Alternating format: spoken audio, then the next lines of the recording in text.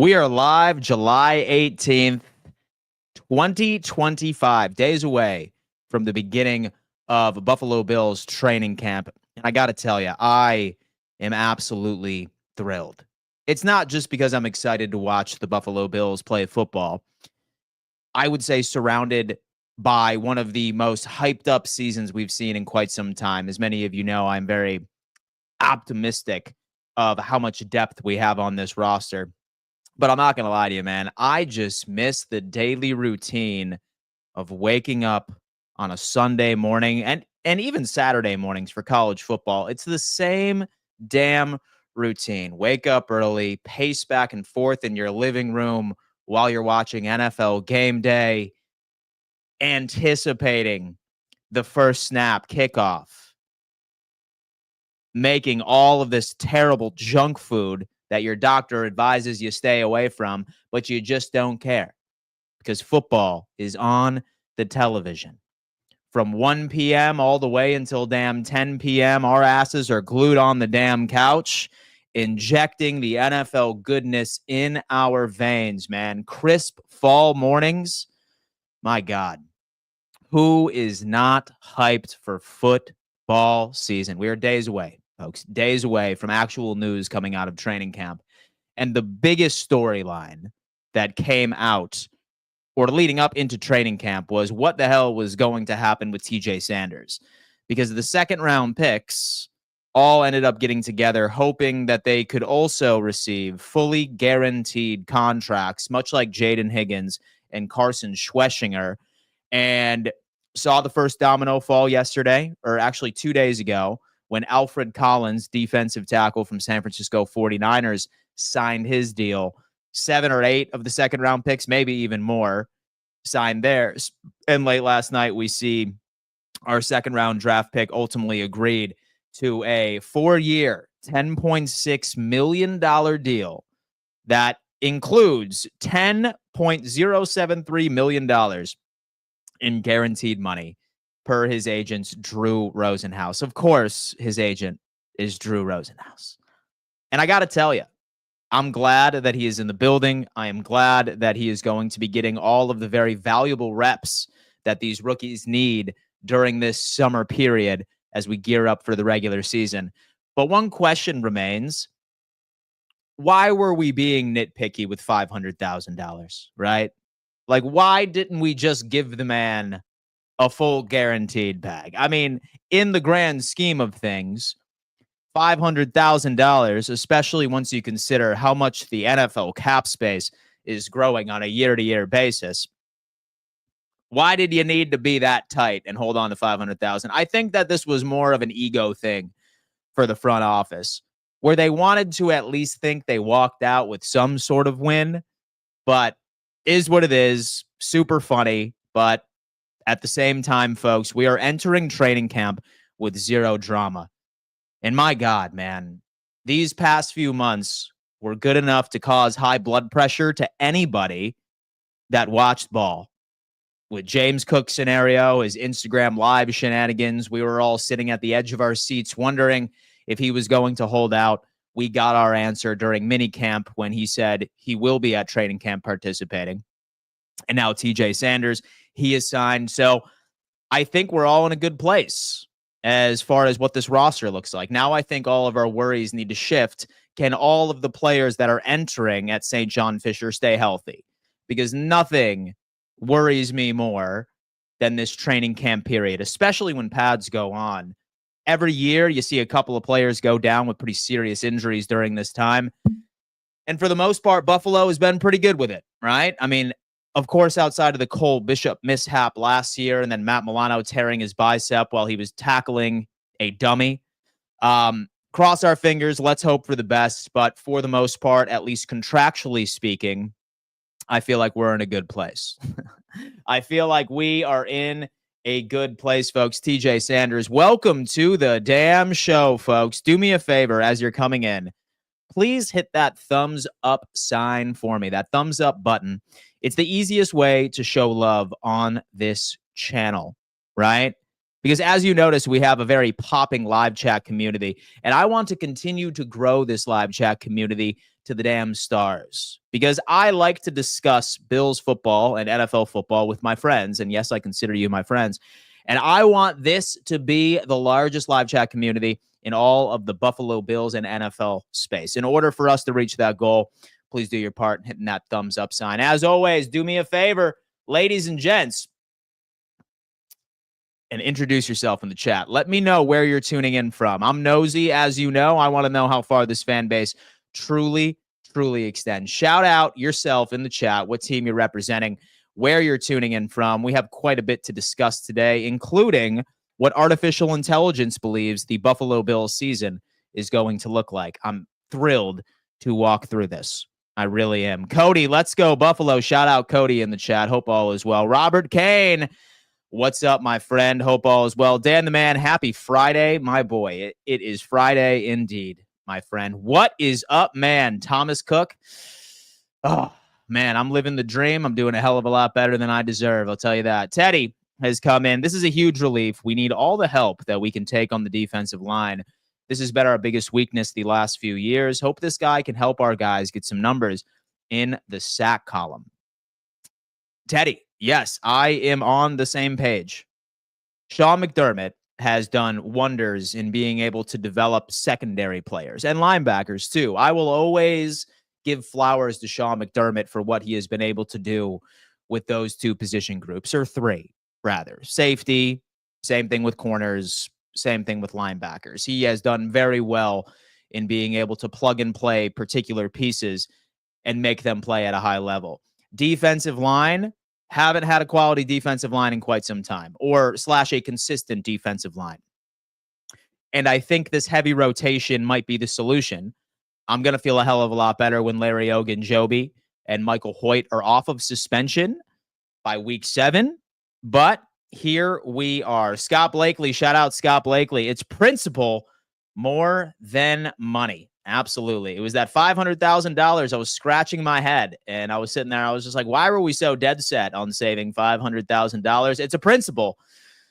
Damn, I hear you, man. Facebook is popping today, man. We have some Facebook people in here. Locking down the live chat, as a matter of fact. Facebook people, say, for example, that you want to be a part of an even more rowdy live chat experience. Come find me over on YouTube. Same name. It's just Dan Mitchell. Say that you want to stay on Facebook. I totally get it, right? Like, I am also so a person that prefers a particular platform. However, if you are looking to really get into the live chat, head on over to YouTube, man. We have quite a few people in YouTube each and every single day. Dan Mitchell, and you can go find me over there. It's the exact same stream, exact same content, and you'll be able to sort of make some new friends right within our community. Let's go Buffalo, Deck Tower, Illinois. Justin, hope all is well, my friend. Attica, New York. Here we go, guys. Keep on going with that live roll call, and let me know where you're tuning in from. From Florida, but turning in from Norway. Whoo, man. Enjoy Norway, man. Scandinavia. Beautiful place out there. Knoxville, Tennessee. You're a Vols fan, I could only assume. Love that. Connecticut here. Tonawanda. Finns fan, but I follow football and love the content, my guy. Utica, New York. Here we go. Tyler, hope all is well, man. Hope you're enjoying your afternoon. Glendale, Washington. Go Buffalo. Montana, Mafia. Connor, I will live in envy, my friend. Montana is my favorite state in the United States. Hudsonville, Michigan. Michigan, man. We are all up in here. Deb, hi, Dan. Bronco / Packer fan from Iowa. Excited to see what Josh and the skilled players do this year. Hi, Dan, Anna Maria Island. Go Bills. Dan, let's go. This is huge going in for training camp. It is certainly something that makes me feel a hell of a lot better. It makes me rest easy at night. Because remember, an interesting wrinkle that I feel like a lot of us don't put into consideration, the Buffalo Bills are being featured on HBO's Hard Knocks this year. Could you imagine all of the distractions? It's already a distraction when Hard Knocks is there, like it or not. Like, we can try and be delusional and say that our guys are going to move past it and it's not going to affect. It's going to affect.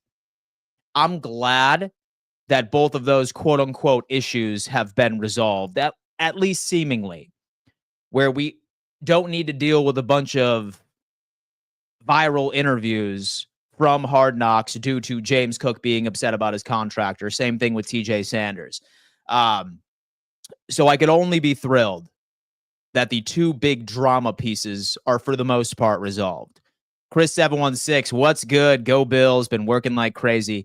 Been missing mad shows. Chris716, have no fear, man. I appreciate you for tuning in when you can, my friend. Go get that dollar, baby. Let's go. Naples, Florida. Jonathan, what is going on? Wyoming. Charla. Wyoming, another beautiful state. I can tell you that. Go Bills. South Buffalo. South Carolina. Go Bills. Chico. San Antonio, Texas. Big time Bills fan. Go Bills. San Antonio's cool city. Really, really cool city. Underrated city in Texas. Checking in from Florida Keys. Go Bills. Kebby is in the chat. It's great exposure for the team, though. It certainly is. But again, I'm just so glad that the two biggest drama storylines, for the most part, have been resolved. That I'm feeling pretty damn good with. I think the goal is to moneyball the D-line. You know I love the term moneyball, right? We have moneyballed our wide receiver room. Can we moneyball our defensive line? Darren, I am so glad. I am so glad that we turned the term moneyball into a verb, right? We have turned that into a verb for the Buffalo Bills upcoming 2025 season. Like, you've heard me say this a couple of times when it comes into our wide receiver room, where we don't have a predominant number one, but we take all of the separate traits that a wide receiver one typically has, and we moneyball that. And we turn all of those specific traits into one cohesive unit. And last year it worked. So can we do the exact same thing with the defensive line? I think that is the next question. Go Bill 17. Dan, now what does this mean about the James Cook contract? Does that mean we might not re-sign him and let him walk? Go Bill 17. So yesterday I checked in on Spot Track, and in fact, now I'm curious to see if it's been updated. Likely what this means is I don't see James getting an extension this offseason. I would be okay with it. Say that it did come to fruition, because I do think that he is a quality running back here. But I'm still of the assumption that Buffalo is just going to make him play on his final year of said contract and likely allow him to hit free agency next offseason.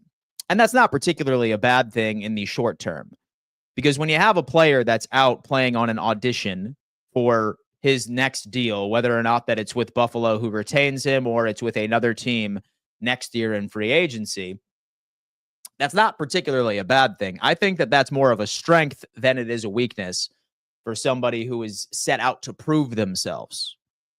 I don't know. We shall see. I'm pulling up okay, this is where we're at, folks. In case any of us are wondering, with the TJ Sanders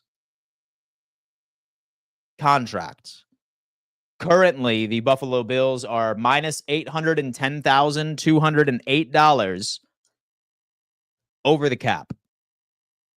Now, we can get in cap compliance here soon. That's either based off of cuts.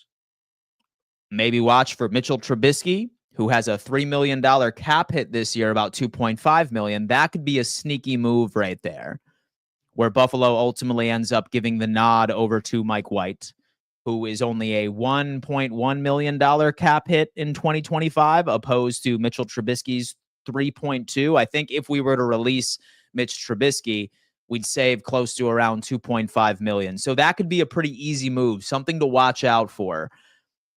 But this number needs to be addressed. So whether or not that's a restructure in Deion Dawkins, that is a restructure in Dawson Knox, I don't think that it's going to be the case. And surprisingly enough, a James Cook contract could potentially end up pushing this number into cap compliance. So watch out for the Buffalo Bills to be making a move here soon. I don't know what the move is going to be. If James Cook is signed, I don't think it's going to be because Buffalo automatically says, hey, we need him to be on this roster for the long term. It's going to be more of the strategy of we need to be creative in creating a bit more money. Minus $810,000 where Spot Track currently has the Buffalo Bills. And I think this is a perfect tweet moment right here that we should take a look at. I'm going to go on ahead and just lock this in.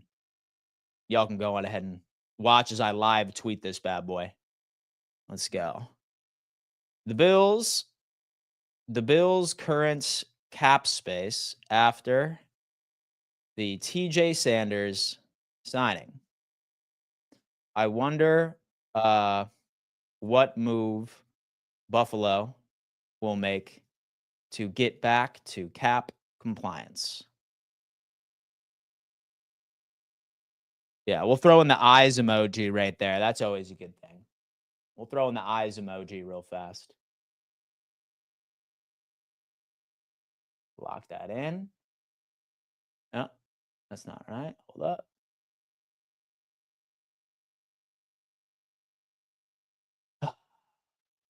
Recents. And the Bills' current cap space after the TJ Sanders signing. I wonder what move Buffalo will make to get back to cap compliance. Bang, right there, baby. Back there. I'm the best engagement farmer in the game, bar none. Send me my trophy. What happened with Cook? I came in late, Justin. So nothing as of late. Right now, we're just speculating. What is going to happen with Buffalo's current cap space? Because where we look, like where we're looking at it right now, this team is over the cap about $810,000. And there's a couple of things we can do to get to cap compliance. Number one, we could restructure Deion Dawkins. Number two, we could restructure Dawson Knox. I'm not entirely sure that is going to be a move because next year we have a potential out on Dawson Knox's contract. And depending on how Dalton Kincaid performs this year, and say that Jackson Hawes can prove that he could fill in that Dawson Knox role, I could see a world where we get out of the Dawson Knox contract next year. I could. So I don't know if restructuring Dawson Knox would be something that Brandon Beane would heavily consider. Number three is we could cut Mitchell Trubisky or release Mitchell Trubisky. We would be able to include $2.5 million on the cap, and we just give the nod to Mike White for being our backup, our QB2. I'm not so much concerned about that. I don't think that there would be a massive difference between having Mitchell Trubisky and Mike White or Mike White as QB2. Sometimes I feel like a lot of people, so they put way too much thought right into who the QB2 is for each and every single given roster, being like, oh, no, like we're screwed if Mike White is the backup rather than Mitchell Trubisky. I got to tell you something, folks. Maybe all but two teams in the NFL are royally screwed if their QB1 goes down for the season. Royally screwed. Outside of a couple of outliers, every single NFL team has the exact same situation. If QB1 goes down, your season's likely over. It's just how it is. So say that I want to save a little bit of money, you're damn right I'm probably going to move away from Mitchell Trubisky and save that 2.5 because we're going to need to put together some sort of cash flow, especially prior to the trade deadline, because God forbid we have some sort of injury, and it happens every single year. I hate to be that guy, but it's realistic. It's wildly realistic. Chris716 has come in and he says, I can't wait to party in the box with y'all. Just won't get as tanked as I was at MetLife last year. JK, hey man, listen, no problem at all. I am excited to party with you as well in the box, my boy. Darren, the NFLPA executive re-signing is probably the biggest impactful news of the offseason. Oh my God, we calling in today. Yeah, we'll do some call-ins. We'll do some call-ins here in a little bit. How are the Bills always struggling with cap space? Was the same abysmal signing that the franchise never recovered from? It likely had to do with Stephon Diggs walking away last year.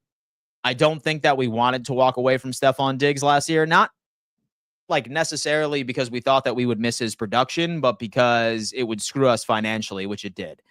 So I'd probably say that it would be Von Miller. I think that it would probably be so us walking away from the Stephon Diggs contract, which really put us in this hole. So the thing is that like oftentimes I'll see some people say, oh my God, why are we always in cap hell? normally when it goes into, or like when you look at some of the upper echelon teams in the NFL, they're typically in the same situation as the Buffalo Bills. And when you see teams that are always flirting with the line of cap compliance, that tells you that their front office actually has balls and they're going to go out and swing for the fences. And that's what Super Bowl / championship teams, or high caliber, like teams that you always see in the playoffs, that you always see right in the championship series, it's kind of a give or take. Normally, when you end up seeing teams with a shit ton of cap space, for the most part, it's either that they ended up hitting on 3 to 4 draft classes in a row, and I'm talking like rounds 1 through round 4, but it's really just a cycle within the league.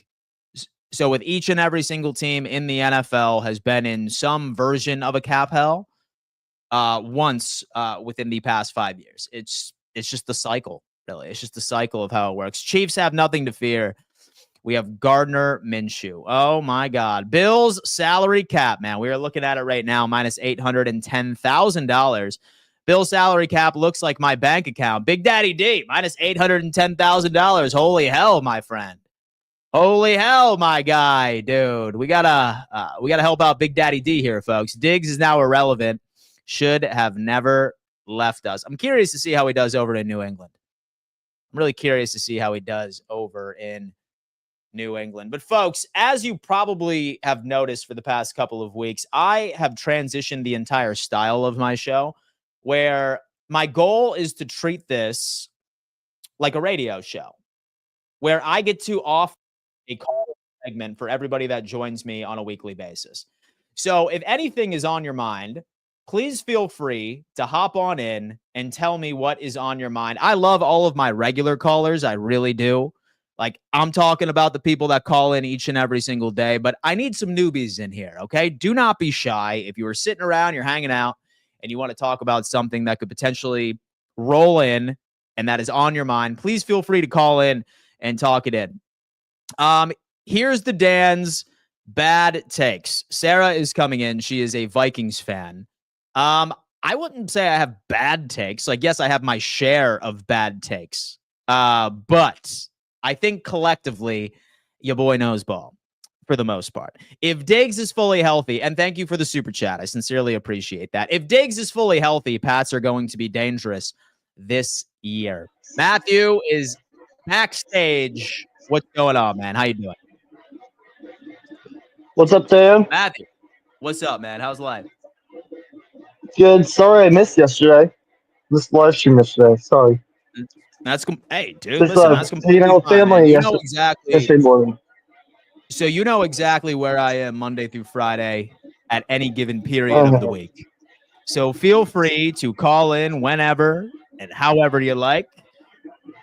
What's on your mind, man? Talk to me. Quick two just general questions about Fourth and Forever and your stream. I remember last year, weren't your streams starting at 11? Yeah, most definitely. I have recently implemented something in my day-to-day life where I'm waking up at like 4:30 in the morning. So now I've ended up moving my morning streams to about 10 a.m. EST because I'm up anyway. And I think this is going to be the time frame that we will be running with for the remainder of the season, like barring any significant change. But so I think 10 a.m. is probably going to be what I'm doing the rest of the year. Okay. Mm-hmm. In Fourth and Forever, and then I'm I believe. Fourth and Forever. Yeah. So, because I mean, it's summer right now, but once again, to school, back in the olden days when we had the huddle on BetUS TV, that used to start at 3, and after like the second I got out of school, so driving home, I'm like, boom, put that thing on. Oh, sick! And then I like that. Yeah, but that's the thing. It's moved up early, and last year I couldn't. Most Fourth and Forever episodes I couldn't listen to because I'll be in class. Yeah, man, most definitely. So we have like a very crowded schedule at Roundtable Sports this year. Yeah, because you got to wake up and ball and all this other too. So it's really crowded, and we're launching a bunch of new shows as well. So we're moving it even earlier, starting during the season or August, as a matter of fact. I think we're going to start running at 1 o'clock, maybe noon or something along those lines. We'll have the official announcement next week. But Okay, noon might work. I don't know what time my lunch will be, so noon might work. Lucky. well, let me tell you what, man. You know what? And so you could always watch the replays, and we will have a bunch of That's shows what I that need are to about start doing. 4 to 5 That's what I, EST. that's Yeah. what I start. That's what I'm gonna start doing. Like, hey, I'm gonna watch replays. I used to be against watching replays, but like, I don't know. I'm like, yeah, I've been watching replays recently of stuff, so I think I've been able to mentally say, you just watch the replay. Say that you Mhm. still get views and money and all other stuff from replays too. Yeah. No, yeah, man. Most definitely. We're going to be Oh, having excuse me. plenty of opportunities for call-ins. We're launching all of that. We're still have an AFC And East then, roundtable. We're going to be having a Bills oh yeah, yeah, I roundtable in listened to August. that a few days ago. Oh yeah. And so, what else is on your mind, man? What's on your mind? Oh yeah, then one final question about streams. Are you going to start doing the once we get into the heat of the season, the afternoon stream too? So the afternoon stream, I probably will implement that. That's going to be likely at around 4 p.m. EST. I'll probably start that in August, like first like Okay. full week of August, like where there's actually stuff to talk about. But yeah, Yeah. so Okay. you I will was be wondering, just seeing, wondering. yeah, yeah, man. You will be seeing 2 streams a day. Likely all of those will be running anywhere between an hour and a half to 2 hours. I'm very excited about that. So you will be seeing a lot of me Monday through Friday, and then also including on Sundays, obviously, when I'm doing my live game reactions, my play-by-plays. So y'all are going to be Oh yeah, getting used yeah. to this mug, that's for sure. Uh, well, hey, man, listen, you And enjoy the then rest of your day.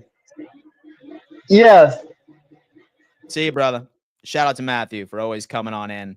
Showing his love, baby. Showing his love. Darren's backstage. I got a new caller, baby. That's what How's I have been waiting for. What's up, Darren? how's it going?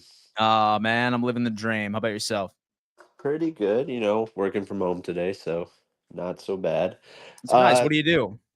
I'm a videographer for the University of Alabama. Oh, you're a videographer. Yeah. So So if do you you ever work for need their me, dude? Interesting, let me man. know. Very interesting. I might actually have to connect you with Richie. So Yeah, we're for sure, always dude. looking for some back of the house help. Are you working specifically with their sports teams or I another do I sector? do everything. So right now we're in commercial season, so like the at halftime they always show the university's like promotional 30-second video.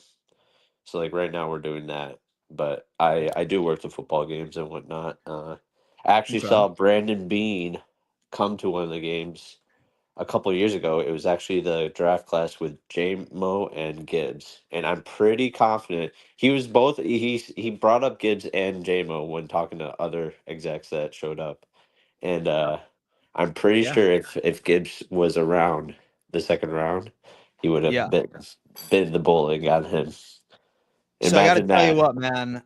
So I got to tell you what, about damn time that this was an SEC draft for the Buffalo Bills. I am still on board. And fun fact, we are like launching a college football show in August as well. Stay tuned for that, everybody. But I have always had this in the back of my mind. I'm like, we have to focus on the SEC as far as drafting. Thank God we did for the most part, at least for the first 3 rounds, which is a beautiful thing. Yeah, especially I'm a big fan of Sanders. The way I watched him Yeah. when they came to Alabama. He was really impressive and whatnot, and I'm excited about Maxwell. I think he's like another version of Trey White, like a younger, more Yeah, athletic dude, like version. he's faster too, man. Like he's the fastest guy in the draft. He comes from a zone scheme. And with all the questions we have at the safety position in coverage, like having a player like Maxwell Harrison is an incredible insurance policy because he's going to be able to cover a lot of ground. Yeah, yeah, Like, exactly. so say that Cole Bishop or Taylor Rapp get burned. I wouldn't be surprised if Max Harrison would be able to catch up like with that particular wide receiver over the top, if that was the case. But so I'm assuming you're a Bama fan as well. I mean, they pay my bills, so I cheer for them when I'm here. But I'm All right, originally man. from upstate New York, Rochester area. Okay, nice. You live like right on campus, or you're Yeah, I still in New live York? I live like probably less than 2 miles away from the stadium. Tuscaloosa, Alabama, man. Yes, Love it. man. Yeah. Absolutely, absolutely love it. What's on your mind? No, I was just saying. Have you been keeping up with the whole collusion case and the NFLPA? So I saw a pretty big update yesterday where the president stepped down. I knew that there was something where Lloyd Howell, Godell Lloyd was Howell, the director, stepped down. okay. And it wasn't like he chose to step down. That's what he's saying. And I guess it's big because he's also like he's been part of the NFLPA for a while, and Mhm. a lot of people have been suspicious about him because he's part of an equity company that also puts minority stocks into NFL teams, like trying Hmm. to buy like a minority shares of NFL teams. So like it's very not so perfect world, but with him stepping down, I think that brings in a chance for like a new, maybe even a former player, such as maybe Pat McAfee or something. Not I wouldn't say Pat McAfee, but Yeah. like someone that's like very for the players. And it would not surprise me that the next CBA all draft picks get guaranteed full guaranteed. So I'll be honest with you, right? I was looking at that thing where they were trying to prevent fully guaranteed contracts. I think the trigger was Deshaun Watson, but Hmm. like we actually discussed this yesterday. This offseason was the first domino to fall for second round draft picks. And like you even look at TJ Sanders. Like he had all of his contract all but guaranteed with the exception of $500,000. I think a lot of these second rounders that got signed yesterday and even early this morning, you're seeing 90% of their contracts being fully guaranteed. I think next year, like you're certainly on to something. First and second rounders are probably all going to be fully guaranteed. Slowly but surely, we'll see third and fourths as well. Yeah, Curious to see how that plays out. yeah. I just think that it's like the next CBA is just the players are just gonna because the way that the if you compare like the NBA versus NFL, like how the contracts are, Yeah. like the NBA is super player friendly and like super like all about like making sure the players get their money, and the NFL is like kind of like clawing like teeth and nails just to get some monies from these owners, and it's just like. I think the next CBA is either going to be a long lockout, which I knock on wood it doesn't happen, Oh, but like, shit. but I think that like I really think that like to prevent like any further draft picks from ever holding out, such as Shamar Stewart, there should be like there's going to be like a base as like no matter what, this is going to be like this is going to be the base salary for all rookies from each draft pick, and then it's all fully guaranteed no matter what. So like the players can't disagree nor the owners. That's my hot take. So a lockout could potentially be in the future. I would if they get the right person, yes. Oh, that is rough. I'm actually looking it up right now. When are we due for another CBA? I I'm not sure. Let me see. When was the last time? All right. So it says so the next NFL collective bargaining agreement is not until the end of the 2030 season. So Yes. so the current CBA was ratified in 2020, runs through 2030. I'm going to have to do some research and see if there's like a way to amend it or expedite the process. I'm not sure, but it's likely something that could happen. I It's would likely not be something that could surprised. happen. I would not be Yeah. surprised because you're thinking of all these guys, all these rookies that are signing, not rookies, but like all these Yeah. guys signing out of their rookie contracts, like Sauce Mhm. Gardner, Garrett Wilson, all their contracts are up 2030. Yeah. No, yeah, man. So there could It's be a funny. lot of like Yeah. impactful Yeah. players that are like free agents hitting 2030 is like we need to do something different because I'm sure like running backs and like safeties are like trying to like be like what the hell is going on? Like we're we're just as important as anyone else like and but it's like it's either you gain Saquon Barkley money or you get like Yeah. nickels and dimes. So now, once you go deeper into the rabbit hole as well, what Shamar Stewart's going through is Cincinnati was trying to be different and introduce a clause that's not particularly customary within first round picks. I think it had something to do with him losing his fully guarantees if then. If Yeah, it Shamar was Stewart were to agree to that, I think every team next year would do that. yeah. Every single one of them would. So So I could suppose see things getting pretty dicey. Yeah. yeah, supposedly it was supposed to be like if he ever got hurt, his guaranteed money for that year would be voided, Yeah. And that's shitty. which is that's crazy. Yeah, it's shitty. It's not about funds, right? Because like Yeah. he was set to receive, I want to say the exact same amount as what Mims got the year previous. Yeah. Um, same exact thing. So who was drafted 17th overall the draft before? Was it Verse or was it? And so regardless, but like same exact funds. This is an interesting take. Like maybe we might start to see some animosity right between the CBA and the NFL coming within the next couple of years. I'm going to have to do some research on it. I might do a TikTok. I am going to shout you out for bringing this up, my friend. Darren, I appreciate Appreciate you, it. dude. Yeah, man, Appreciate for it. sure. Like this is a crazy take and I love it and it checks out. It really, really does. Um, dude, listen, I sincerely appreciate you calling in. So love the conversation. I hope you make it more a part of your regular sort of day to day. And let's go Bills. Let's go Bills. That's what I'm talking about. Darren, shout out my boy Darren for coming in, showing a little bit of love on the show today, man. Interesting that it's deep with the CBA, and he brings up a very interesting point. You are starting to notice that players, even second round pick Shamar Stewart, they're trying to rebel against the NFL, trying to be greedy and not giving them that peace of mind within their contracts. Whether or not you were on the NFL side or you were on the player side, I don't know. It's irrelevant. There might be some issues between both of these organizations and both of these sides. It's something to look out for. I'm curious to see if there's a way that a new CBA could be implemented prior to the 2030 deadline. I'm unsure, but we shall see. Patriots 1-2. We are in talk for Scary. We'll be right there. I think he's discussing the Patriots potentially getting Scary Terry, man. Look, you know what?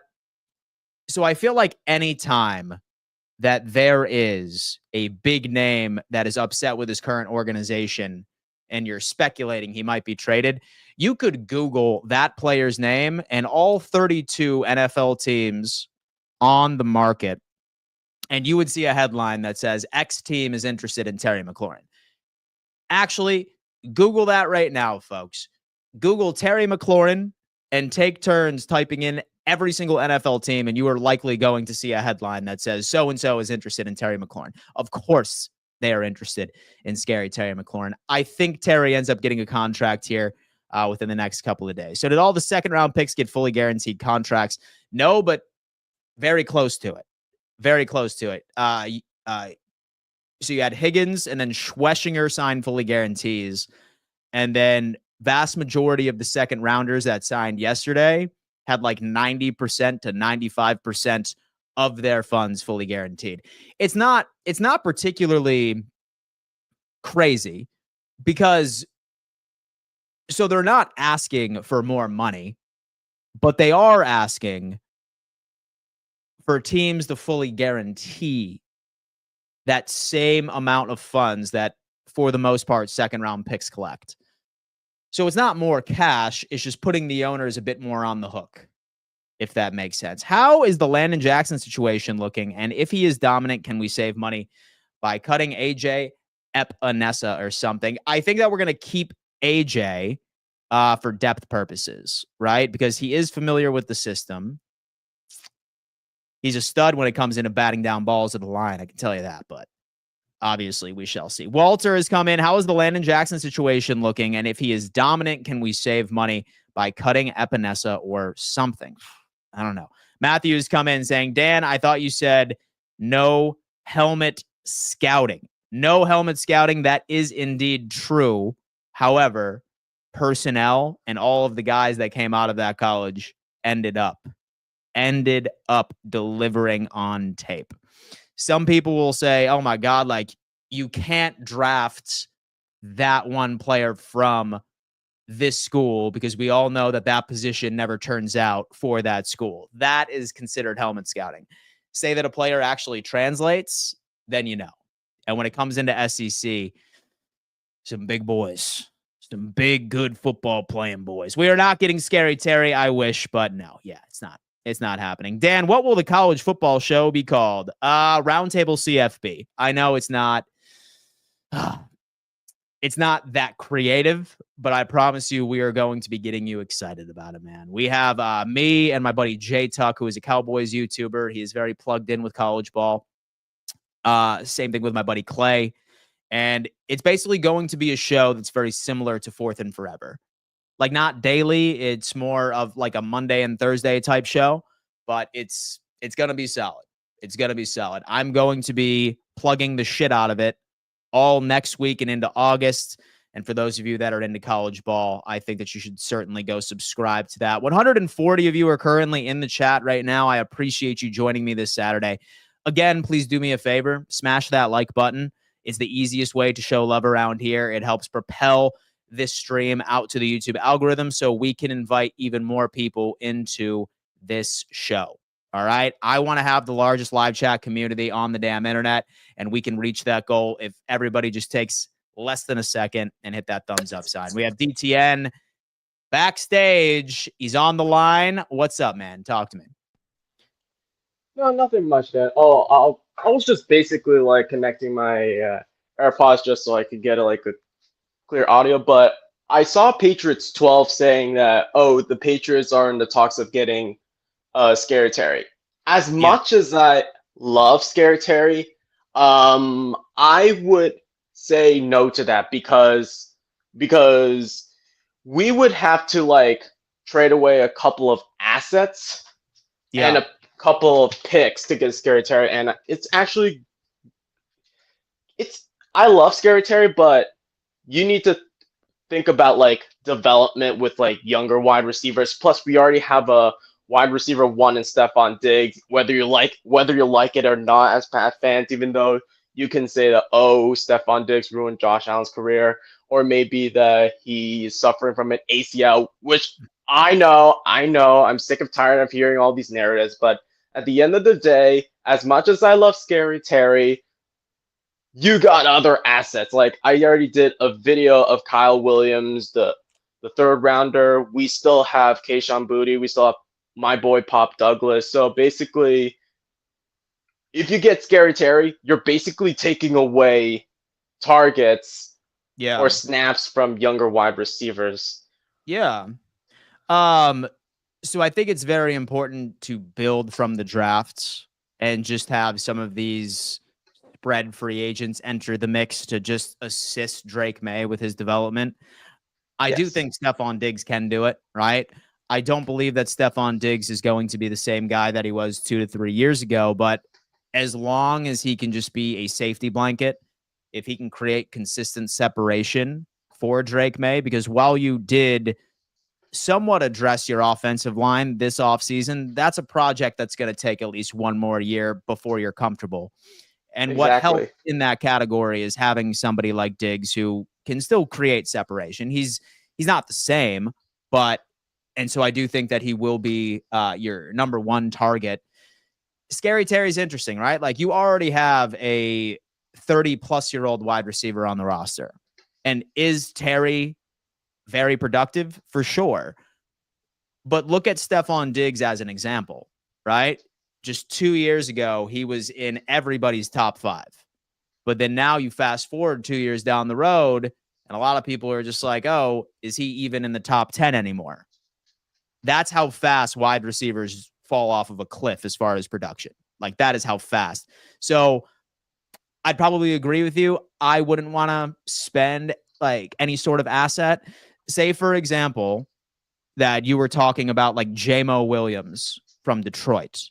Like, say that he was actually available. That would be something I would say 110%. A 25, a 24-year-old wide receiver that's not even in his prime yet, for sure. Send the house, because that's the kind of guy that you want to help build around your young quarterback. But I would agree with you.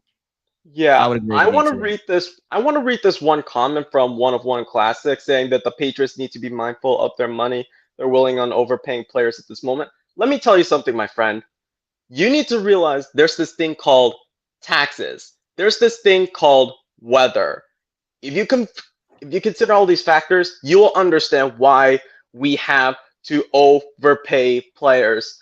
But at the same time, we still have the most cap space in the money. At least it's not like 2021 where Coach Belichick overpaid mid-tier players and we were in the cap hell. No, this is Yeah. completely different. So if you So I'll tell if you you what. understand it, I'll tell you what, man. Y'all are sitting on $61 million first in the NFL for available cap space. I think you're okay.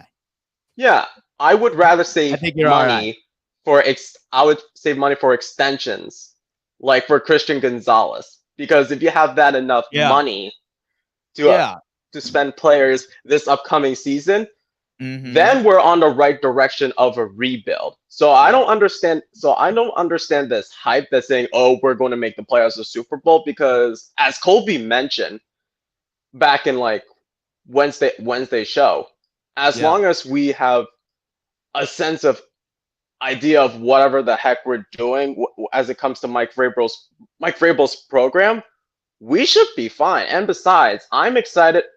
Me and a couple of Pats fans are so excited for the second episode of Fortune in Foxborough, because episode 1 talked about like the beginning of like Mike Vrabel's hiring and then the draft and whatnot, and episode 2 should cover like what happened so far with OTAs and mandatory minicamp and with like the rookie contract. So I'm really excited for that. Yeah, you know what, man? Say that I had any criticism, I don't think it would be mindful with your money. I would criticize that you guys have not spent enough money. But then again, like you said, right? It's hard to convince players to come to a team that has been struggling for the past couple of years, that Hmm. still has uncertainty, crazy ass taxes in Massachusetts, right? Shitty weather. Yes, Back in the day, was easy to recruit over in New England and get because people of to Tom take pay Brady. cuts, because you had Tom Brady and Bill Belichick in their prime. So I wouldn't worry about it that much. But DTN, I sincerely appreciate you calling in, my friend. I hope you enjoy your weekend, and I will see you over at Fourth and Forever, I can only assume. Well, we shall see, but I might take another nap because I'm working again tonight. I'll tell you what, man. So you get some sleep, and worst case scenario, we will see you on Monday. Yeah. Peace, brother. Peace, brother. Shout out DTN, always coming in and showing a little bit of love. Robert Kane has come in. Dan, I got 10 tickets to the red, white, and blue game in August. Robert, man, enjoy, my friend. Enjoy. Who are you bringing along with you? Oh, man, I would love to be up there for it, man. I cannot tell you how much I would love to be up there for it. But I will be up for the week 3 matchup for the Roundtable Sports event, which is going to be even more exciting indeed. Folks, I teased something a bit earlier today where I was just curious, because artificial intelligence is taking over the world. Like, as many of you know, sometimes I have artificial intelligence revise my tweets for me. Or sometimes I have artificial intelligence craft up a perfect email when I want to send it over to a potential brand partner. I use artificial intelligence all the time. But now I wanted to understand, does artificial intelligence know ball? I asked artificial intelligence to predict game by game what they thought the Buffalo Bills season was going to look like in 2025. I had to do a couple of attempts because for some teams or some matchups, they had us playing certain personnel that was no longer on the team. Like best example was it thought that Aaron Rodgers was still the quarterback of the New York Jets. So right after a couple of different things and right after a couple of entries within Grok, I finally came up with a perfect game-by-game prediction. Whether or not that we agree with it, that is another conversation to have. However, let's go through this game by game and let's see what they think. Starting off against the Baltimore Ravens, they have us losing against the Baltimore Ravens. I don't particularly hate this. Again, it's a very similar relationship that Buffalo has with the Kansas City Chiefs, right? We always beat the Kansas City Chiefs in the regular season, but when it comes into the playoffs, that's an entire different story. We are going to be seeing the Baltimore Ravens, at least foreseeably, at full strength. 0 injuries. And you could make an argument that they will be seeing us at full strength as well, but I would not be shocked if we ultimately end up dropping that first game. They say that the reason is Lamar Jackson's dual threat ability challenges Buffalo's secondary, Harrison, Benford, and Hancock. All right. Especially without Hyde's experience. Don't like that because Hyde, of course, was only on the practice squad last year. Ravens' physical run game overpowers the Bills' front despite Bosa's presence, and Allen keeps it competitive, but a late Baltimore score wins in primetime. So AI thinks that the Sunday Night Football matchup is going to live up to expectations, and Baltimore would ultimately end up winning at the last minute. Again, I have gone on record. I see this game going either way. So I don't particularly hate this sort of prediction. Followed by that, they have us beating the New York Jets. They're talking about how Fields' mobility tests the Buffalo Bills linebackers. Can Milano actually come back this season and be a resemblance of what he used to be? Same thing with Bernard. If Harrison's speed matches up well against Garrett Wilson, I would love to see that. If Max Harrison goes out there and he could lock down any of the NFL's elite wide receiving talent, my God, inject it into my veins, ladies and gentlemen. And James Cook runs effectively against a solid but not elite Jets front. All right, so 1-1 to start the season, folks. That's what AI is thinking. Week 3, where I am going to be live in the Caesars Sportsbook Lounge. So excited for that. With a lot of fans of Roundtable Sports and some good friends. They have us beating the Miami Dolphins, going 2-1. And I love seeing this word because this tells me maybe AI does know ball. Buffalo dominates Miami at home, especially in September weather. Harrison and Benford contain Tyreek, while Bosa, Jackson disrupt Tua. Oh, man. Dude, feed it to me. Feed it to me. Do they have a crystal ball back there in the Grok headquarters? I feel like that's the question. Followed by that, they have us beating the New Orleans Saints, going 3-1. I don't think anybody has predicted otherwise here. We end up beating the New England Patriots at home. All right. New quarterback Drake May lacks offensive firepower. Who knows if Diggs is going to be the same, especially since we don't know how effective he will be, even if he is available by week 1. I think that that's a fair assessment. But then this one kind of threw me for a loop. And it's not just artificial intelligence. It's really not just artificial intelligence for me. I've seen a lot of people saying that we are going to drop the Atlanta Falcons game. Guys, I just don't see it. I don't see it. I really, really don't. I think Michael Penix is interesting on film. Sometimes he's putting up some of the most beautiful throws I have seen in the NFL for the past 3 to 4 years. And granted, we're talking a very small sample size. But Sean McDermott against rookie quarterbacks, his numbers are insane. His numbers are absolutely bonkers. And they also say that the pass rush over in Atlanta is going to challenge the Buffalo Bills offensive line. Guys, we have an elite offensive line. Like, we quite literally have the offensive line that made Josh Allen the least sacked quarterback in the NFL. And we did that against quality-ass pass rushes, folks. Like, we did that against the Denver Broncos. I think in the playoff game where Denver was the most efficient sack-leading defensive line, sack leading front seven.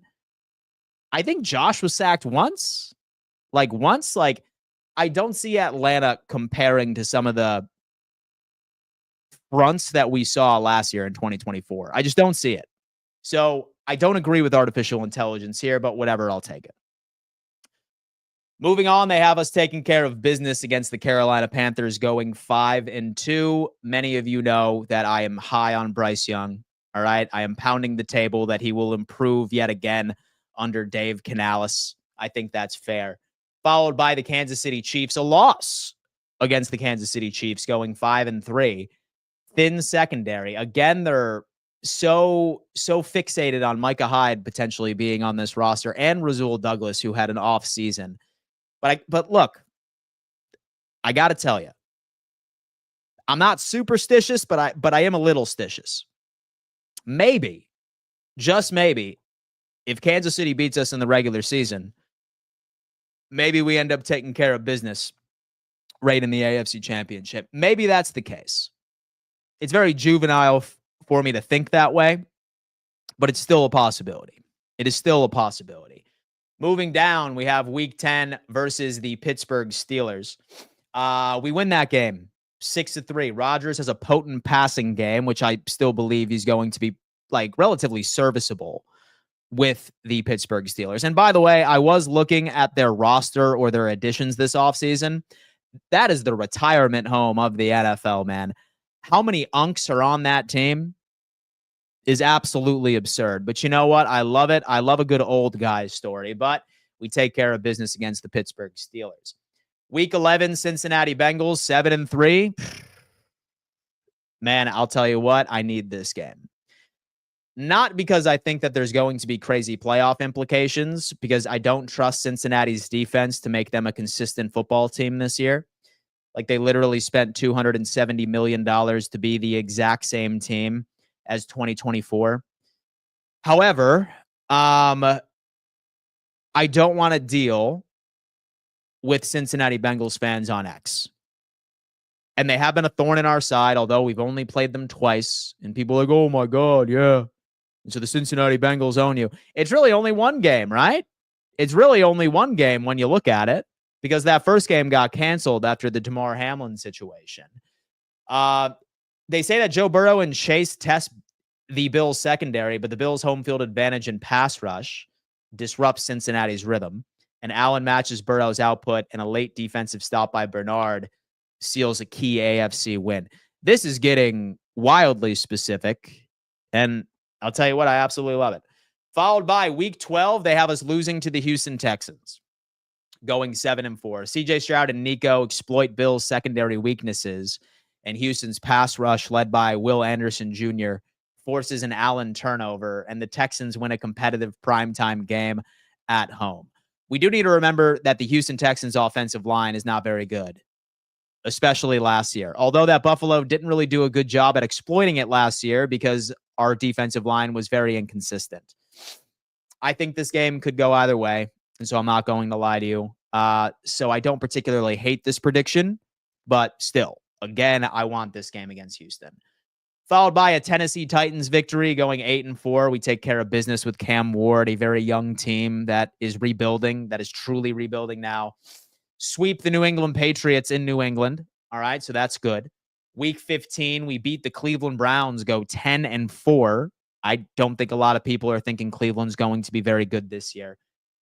Miami, we sweep Miami, folks. So far, hear me out, they have us sweeping the AFC East, which makes me feel pretty damn good. And then how about this? How about artificial intelligence has the Buffalo Bills beating the Philadelphia Eagles? Fun fact, did you know that the Philadelphia Eagles is the only team that Sean McDermott and Josh Allen have not defeated in their entire tenure in Buffalo? That would be fantastic. Their bolstered defensive line slows Philadelphia's run-heavy offense. Allen outplays Jalen Hurts, and Palmer's reliable hands shine in a statement home win. Folks, I got to tell you what, I'm going to have to save this video and reflect back once the season is all over with. I'm going to have to do it because I want to see if they are even remotely correct. Last but not least, the Buffalo Bills take advantage of the New York Jets. We finished 13-4. Now it comes into the playoffs. All right. And they say that we're going to get the second or the third seed in the AFC behind the Chiefs or possibly the Ravens. I got to tell you, I don't particularly agree with this. I think 13-4 gets the Buffalo Bills the first seed this year. I do. Because I've mentioned before that the AFC North has a much more difficult schedule than the AFC East, and the AFC West has the exact same situation. Very difficult schedule, where Buffalo has that advantage. I think we get the 1 seed, but for the sake of humoring me, let's see what happens. Wild card, they have us playing either the Pittsburgh or Cincinnati Bengals. Win with Allen's MVP form and home field advantage, overpower the opponent, and the defensive line dominates. They are trying to make me feel like a happy Bills fan by suggesting that our defensive line will be the reason why we win any game, let alone a playoff game. I feel like we can all agree that that's where we're looking at. Followed by the divisional round. After losing to Baltimore week 1, again, we end up sending them home for the divisional round of the AFC playoffs. And Buffalo avenges the week 1 loss and handles a weaker opponent. Harrison and Benford step up, and Allen's heroics secure a victory. So here we are, back to the AFC Championship. Who are we playing? We are playing the Kansas City Chiefs, and they have us losing once again to the Kansas City Chiefs. I cannot tell you what would happen to me if we lost to the Kansas City Chiefs in the AFC Championship. Oh my God, man. You would see a psychotic break live on camera. If I had to endure that again, my God, I don't know what I would do. But according to Grok, we once again lose to the Kansas City Chiefs in the AFC Championship. For the love of God, man. I was having a good day this morning. I had a great start to my day, and there it is. And there it is, man. Oh, man. We'll see. We'll see. Final record. Bills leverage their schedule and Allen's brilliance and defensive improvements. 13-4, second or third seed in AFC. And so the Chiefs remain their playoff nemesis. If you'd like a deeper analysis of a specific game or playoff scenario, let me know. Okay, so that's what artificial intelligence thinks the Bills season is going to look like. I hope that's not the case. Folks, thank you so much for tuning in to another edition of the Mafia Report. I love engaging with my audience, man. I really do. I love talking ball with you guys Monday through Friday at 10 a.m. EST. Philip Flossin has come in, sending you a coffee and a hello. Flossin, I hope all is well, my friend. I really appreciate the generosity, my dog. It's been a while, man. I'm glad that you're back gearing up for the regular season. I really do. Guys, again, goal here is to make sure that we have one of the most active live chats on all of YouTube, on all of the internet. All right. So do me a favor. If you haven't already, please hit that thumbs up sign for me. That is doing your part into growing this audience so we can have a hell of a lot more friends to talk ball with each and every single morning. Again, I am going to be bringing back 2 streams a day, Monday through Friday as well, maybe Monday through Thursday, and so I do enjoy my Friday nights. I'm not going to lie. But certainly make sure you have bell notifications turned on so you never miss an opportunity to call in, to engage in the live chat. Football season's almost here. All right. Waking up at 6 a.m. in the morning, pacing back and forth in your kitchen with the NFL Game Day show blaring from your living room, have wings in the air fryer, have burgers, have steaks on the smoker on the grill, nice crisp fall air. It's right around the damn corner, baby. So lock on in. Anyway, thank you so much for tuning in. I love each and every single one of you. Hope you enjoy your weekend. I will see you on Monday. Peace.